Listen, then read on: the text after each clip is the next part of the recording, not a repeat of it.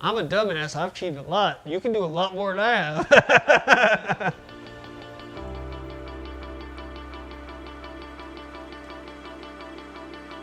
How did I get my name? I get this question so much. All right, so to break it down, I started out with the YouTube channel GT, I'm about to go ham. And to break it down to you, it was gamertag, I'm about to go ham, an abbreviation, hard as a motherfucker. You might want to bleep that out for ad revenue issues. But ham actually is abbreviation for hard as a motherfucker. And we all bleep that out. We all know that that's what ham meant. So when I made the name, it was GT. I had the most ugliest name in the history of Twitch and YouTube. But I rolled with it for a while. And then obviously I started doing Goon Squad videos, and then I changed it to ham. And then when I got banned on Xbox for trolling on Advanced Warfare with Kostef, of course, when we did the Goon Squad videos, I got banned 3 times, and that's how the name Hamz, H-A-M-Z, because it was Ham is my name, H-A-M-I-Z-M-Y, name, that's my Twitter app, by the way. No selfless plugs here, but that's actually how that happened. Was I took the I out and made it Hamz, and that was just how I got the name Hamz. There's not really much more to it. But yeah, I ultimately got my name from a 2012 Jay-Z song, unfortunately. It's not really a cool name. If I could go back and rename myself, I would probably name myself something cool like Fresh or Dog. Dog's cool, I could roll with Dog, but I mean, I would probably go back and rename myself something a little bit more appropriate for the time, because there was a lot of names that were available, and I picked the longest one out of all of them in the whole internet, unfortunately. How I got into gaming was I worked with my uncle as a printing press operator. I worked the 12-hour shift, which was 2 at night till 2 in the morning, and when I came home, I was kind of bored because no one's up at 3 a.m. when I got home from work, and I was like, oh, okay, well, I'll buy an Xbox. And I started playing Gears of War 1. It was actually the first game that I actually ever played with my own console. Of course, I played video games with my brother because he was younger. He played like the Banjo-Kazooies and stuff like that, but I was like a pro skater, and I was always out and about, so gaming was never my big thing. I only got into gaming, which is something will probably come later in this video, because that's probably a question of how I got into YouTube. But yeah, Gears of War 1 was the first actual ever console game that I ever sat down and played on my own console. How did you get into YouTube? So, this is kind of a joke, because Roger clearly already knows how I got into YouTube. I got into YouTube because of house arrest. I used to go skate in the LA area, Hollywood High, and obviously LA cops and San Diego cops, as you can clearly see, do not like skateboarders. I skateboarded for a company called Crook Skateboard Shop that is based out of Riverside, California, and the whole skate shop was basically banned in San Diego. And recently, this last weekend, there was a run-up with San Diego and skaters as far as cops go, because I read it in the Twitter moments. But beside the point, I got into YouTube because of house arrest, and I got put on house arrest because I jumped a fence at Hollywood High in Hollywood, California, and they used me and 3 others as examples. And this is back when the whole skateboarding is not a crime thing was really huge, and I got charged. I didn't get no felonies, which is good, but I got charged with misdemeanor breaking and entering. And I was charged to 30 days in jail, or I could pay on house arrest. And I was like, okay, I'll just do house arrest, because I think house arrest at the time, which if you're on house arrest now, it's probably pretty damn expensive. But back in 2008, when I was put on house arrest, when I first seen and found out what YouTube was, it was like $23 a day, I think, which seems pretty pricey, but it's way better than eating fish on Sundays, if you know what I mean. But actually, I think it's fish on Friday. I don't. It's something like that. Yeah, there's a fish day in jail, but but yeah, I ultimately started watching YouTube videos and getting into YouTube when I was put on house arrest. I think the first videos I ever watched was straight up knives, trolltages. I think Trolltage 2 or 1 or 2 was one of the first I ever watched. And then I got into watching The Crew, and I started watching the Funny Moments guys, and then ultimately it snowballed from there. And now I am where I am today, which is pretty humbling, of course. Because I thought for sure that Goon Squad would have went farther than it did, but I guess you could say that Team Kaliber is the Goon Squad for the most part. We've kind of took the Goon Squad and crunched it into one team, which is Team Kaliber. But obviously, a lot of us don't play the same games no more. But a lot of people ask me that question about the Goon Squad. The Goon Squad is still the Goon Squad, but unfortunately, we are now a bunch of different style of content creators that don't sit in the same Skype, Jesus, the same Skype confo thinking about what we can record next on a gaming video. Well, my first ever video was a commentary of me getting a Moab and Team Deathmatch. And I titled it Moab on Team Deathmatch, which is still public. Moab on Team Deathmatch, Troll Kill Cam. That was and the kill cam, what happened is when the Moab blew up, I like fell onto the map, or I don't even know exactly because I have to rewatch it, but I don't know where I came up with the title, but back then it was kind of like one of those, hey, what's up guys, it's Ham here, and today we're going to be, this is like a really good gameplay. It was a stream highlight. My first video was a stream highlight, and I'm barely to a point where I even, like, my stream is popping now on Twitch, and my first video ever on YouTube was a stream highlight. Some of my first videos were L's, but that's where most people start when they start YouTube, is taking L's. We've all made fun of them. Everyone's reacted to them, and I think Chaos uploaded something today reacting to his first face cam, which was only 2 years ago. So, and I guarantee it was an L. I first started seeing my growth on YouTube, not with Call of Duty, but with GTA.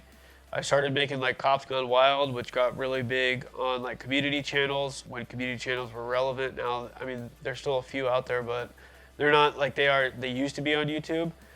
But yeah, I started posting on like video games when it was still a channel, and I started posting on BCC and TrollArk, and I'm sure we'll get into more when it comes to TrollArk because that's how I met a lot of these guys in the house. But I started posting GTA, and I started posting Cops Gone Wild, which Cops Gone Wild was basically what all these role players do now. Like you have like Sheriff Eli and a couple people on Twitch and a couple people that do modding GTA content. And I kind of just winged it and just put on a cop uniform in GTA and just called it Cops Gone Wild. And we basically just ran around as cops with fake cop cars, you know, talking crap to each other. And that's how I met Justin. That's how I met a lot of people. But yeah, I would say GTA was probably like my outbreak game as far as my content goes on my channel. Like growth-wise, you know, the first Cops Gone Wild that went up on video games, I think I got like 10,000 subs from it. And then I didn't do Cops Gone Wild with Vanoss Gaming, but I started doing the glitches and really like getting into GTA when like glitches first dropped on Reddit or like where they came from. And then, you know, obviously other YouTubers wanted to know where I got it from, and I would show these other bigger YouTubers glitches. And I think one of the videos that glitch that I found, I did it with Vanoss Gaming in their group. And that's how I met, you know, Vanoss. And, this is kind of a funny, it doesn't have anything to do with this situation, but I've actually known Mini Lad since he had like 7,000 subscribers. And when I did Booster Busters back in the day, which Booster Busters would be a big part of my YouTube stuff. If any of you guys have followed me, Booster Busters was probably the first before the GTA, but Booster Busters thought they were big, and they weren't as big as we thought we were because they were on Machinima Respawn, and Machinima. But I mean, yeah, I'm kind of an old school YouTuber as far as like everyone in the house, but yeah, Machinima Respawn days, the Hutch days, and like all that kind of stuff that was on YouTube. I've actually played one of my the first ever H1Z1 video that I posted on my channel was with Hutch and Optic Diesel and Deathy I Am. If you follow Team Kaliber for a long time, Deathy I Am has been around for a long time when it comes to Team Kaliber. So yeah, he kind of introduced me to Hutch and all these guys. We played H1Z when it was like just as shit of a game as it is now. But yeah, so I had like different I'm kind of all over the place when it comes to these games and everything going on, but that's kind of how my YouTube careers went. I started here, I did this, I did that. Now I'm doing vlogging, now I'm doing IRL videos, I did this, I did that. It's kind of just how my come up was. It was do this. The first person that's actually in Team Kaliber that I met was Chaos. He was the first person that's actually a member that's in there now, and I met Chaos through doing, he actually stole my series idea. You might know it on his channel. It's Make Him Clutch It. I had like 2,000 subs. Chaos had about 10,000 subs, and I was like, oh, I'm playing with these big YouTubers. This is great. You know, the big YouTubers back then was 10,000 subs and all this. And I met Chaos. I called it Suicide Squad, where we jumped off the map on Call of Duty and we watched the one person try to clutch the round. Because obviously back in like Black Ops 2 days, there were so many trick shotters in the game that one person could, like the whole team could jump off and one person could run around and kill all these trick shotters. It was the funniest thing ever to watch.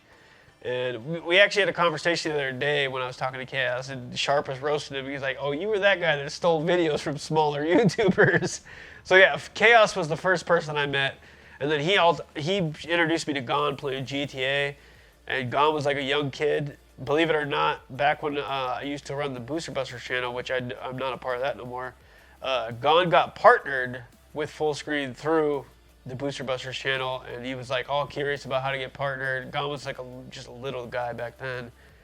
Not YouTube-wise, just age and probably size-wise, because I never met him then, but that's how I met Gon. And then after that came Justin. I met Justin through TrolLark, the community channel. And he was really interested in doing the Cops Gone Wild series that I did on GTA that I spoke about earlier. And ultimately that's where Officer Picklestein that he made up, it was his character in GTA. And then we just did Cops Gone Wild. We started doing GTA videos. And then obviously, now when you see, okay, well, let me back up a little bit. Because if you want to talk about longest, Lost. Lost would have been the first person I actually met. Of course, he's in Team Kaliber. But as far as continuously making content with, I'm thinking of those guys. So Lost would have been the first, now that I think about it. Because I met Lost back in 2011. That's way before any of them. So Lost would be the first person I ever met. I never made videos with him, but I met him. And then after Chaos, Lost came back in the picture. We made videos. And then, but yeah, I met Koss through TrolLark. We did the GTA videos, and then we kind of formed this group that was the Goon Squad. And then yeah, I mean, Sharp obviously I met through Team Kaliber because I met Koss, and basically it was like a trickle effect after that. I met Koss, I met Sharp, I met Goonjar, I met Dylan, I met other people that are no longer with Team Kaliber. I met all kinds of people after I met Justin, because he was already, of course, a part of Team Kaliber. You know, I can endless names, Chaos Silencer, Redneck. I could go on with it. But yeah, after I met Koss, I met slowly all the other members of Team Kaliber, and I don't really know the order, but I remember meeting them, of course. That was like a clusterfuck of. A little bit. Yeah, you're gonna have a hard time editing that, but just know I met Lost before everyone else, but I didn't play with it. It was like a really shit show of a way of meeting people on YouTube. Justin's most viewed video ever on his channel is the first ever Goon Squad video. You know, Llamas, Koss, Chaos, Gon, Lost, and myself. So that was the core 6 of the whole Goon Squad. The Goon Squad basically was just a group of guys that got on Call of Duty or GTA, and we kind of just made videos. It was, I guess you kind of it's kind of exactly just like every other group on YouTube. The crew, the sidemen, Vanos and their group. It's the same idea, but we actually did. The funny part is, a lot of people don't know where the name the Goon Squad came from. That was actually a straw poll. The Goon Squad came from a straw poll. We had four or five names that we picked out that was in the comments section, and we picked a straw poll out. We all tweeted it out, and the Goon Squad won the straw poll, and that's what we called it. So as most of you guys know, I have traveled back and forth from the TK house, the New York house. That's when the Goon Squad first, when we still went by the Goon Squad, we took that picture, which, not sure Roger's seen that picture, but of all of us on the steps, that's kind of where it all started, which I guess you could say that's where what Team Kaliber is now as a household is what it is now, because back then there was just the pros living there and one or two other people, and now we've kind of grown into like a 10-person squad, and I think it's actually really great. But back then I used to travel back and forth and to the New York house, obviously, and you guys have seen a lot of the vlogs when Kosh used to post the vlogs when I was there. I did the When Pigs Fly. I've done the big bulleted suit where I was the goalie for paintballs, and the flaming skateboard. That's kind of where everything that was funny in the vlogs kind of was born, and we've kind of trickled off from house to house. So I traveled back and forth to the New York house. I stayed there for a month, and I came home, and then I came to the Marietta house, which was, believe it or not, thanks to Cobb County, was not that long ago. But they were at the New York house for I think it was 2 years. And I traveled back and forth from there twice, and then the Marietta house I came once, and obviously that's where I am today, which 5 months ago they were at the Marietta house. Obviously you guys know with the HOA issues, they moved, and I've just been traveling back and forth with everything going on. And then now I actually live in the backyard. It is currently 3 a.m. and I walked over here to film a Roger video, so that's pretty good. But yeah, I've actually started where I came over for a couple weekends and stayed for 2 months. And it's kind of been an up and down with family and all that kind of stuff. But at the end of the day, what it is that I'm doing and what it is that I'm trying to achieve, I'm slowly getting to where I'm comfortable with, like, hey, I've actually done what my end game was. And when that was the first time I went to the New York house, I had thought in my head that, you know what, this is actually kind of cool. How can we make this a permanent thing? And it only took 2 years, but now we're here. And I live basically in the backyard of their house. And now we just got to see what happens in the next couple of years, because it could get lit. Because when I first came to the New York house, I was just visiting for a weekend. The first New York house was a weekend. I was there for a month because I missed my flight. And good thing I missed my flight, because we had a lot of lit times. Obviously, a lot of you guys that watch the Team Kaliber channel don't know, but if you follow me, you know my mom passed away in October of 2016, so I didn't really get to spend a lot of time with her because I was traveling here and I was trying to make something happen that I thought was so cool at the time, and I still do. So I didn't get to really spend a lot of time with her. Also, I have a daughter, and I've kind of sacrificed a lot with the relationships that I've had, and it's kind of a shitty situation, but I feel like it's not. Because if you're the type of person that can't get behind someone that is trying to achieve something and you're all about it, then you probably shouldn't be with that person, which that's kind of the situation that I fell into. And obviously I've had some other more private issues that I can't really talk about on camera, which I wish I could, but it's more of a he said, she said type thing, so I'd rather not get into it. But yeah, I've had plenty of sacrifices as far as that goes. But like right now, I'm sacrificing the fact that I was born and raised in California, 30 years. I was born literally a mile away from where I lived my whole life. And just to drop it all and move out to Atlanta is a big step for me. And leave my family behind.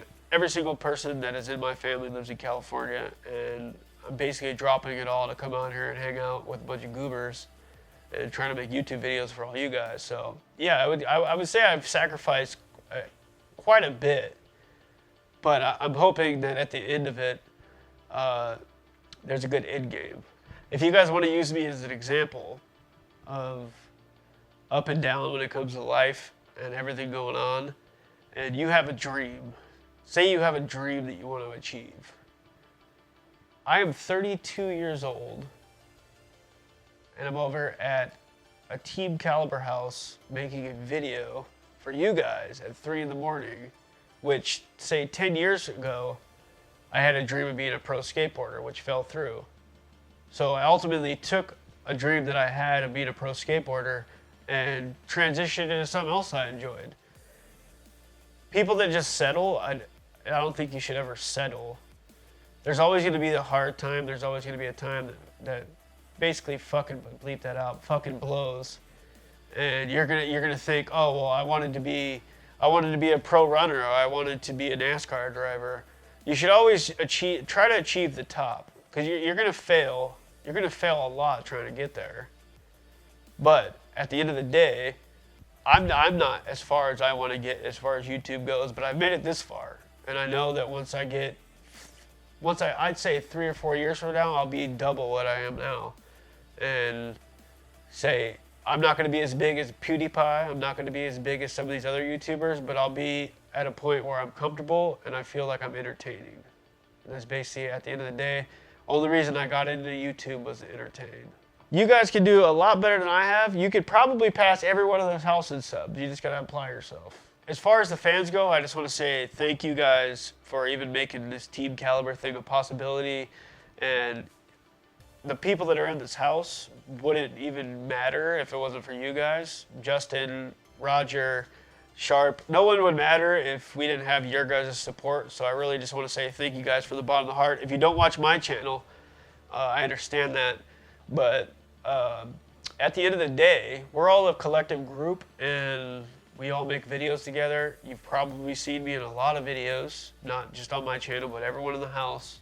And if it wasn't for you guys, I know this is like the corny answer that every YouTuber gets. Thank you for 1 million subscribers. It's all because of you I'm here. But I mean, really, at the end of the day, that's what it is. If 0 people watched our videos, if 0 people knew who Team Kaliber was, we would just be basically nothing, and we'd all be Walmart door greeters and stuff like that. So shout out to you guys for not letting me be a Walmart door greeter. Click this video and use code HAM. Don't let no one tell you, no way using code SHARP or KEEM or none of that. Use code HAM on all your GFUEL products. Click my link down in the description for my channel if you're not subbed to me. That'd be great. You should always be involved and sub to everyone in the house. And unfollow Roger on Twitter. You're leaving that in, right? But thanks for watching, guys.